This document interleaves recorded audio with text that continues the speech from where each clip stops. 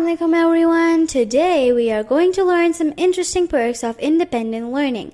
Imagine waking up in the morning and having the freedom to choose what you want to learn, how you want to learn, and when you want to learn.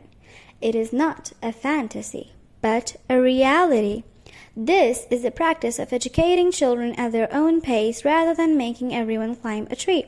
It can offer several potential benefits such as freedom, stronger family bonds, individual attention, nurturing environment, and flexible learning styles. Independent learners often perform better academically than their peers in traditional schools. One of the most appealing aspects of independent learning is that kids can choose subjects that attract them and match their goals. They can explore topics that are not usually taught in school, such as art, languages, or entrepreneurship. They can learn or skip what they know and dive deeper into what they want to learn more about.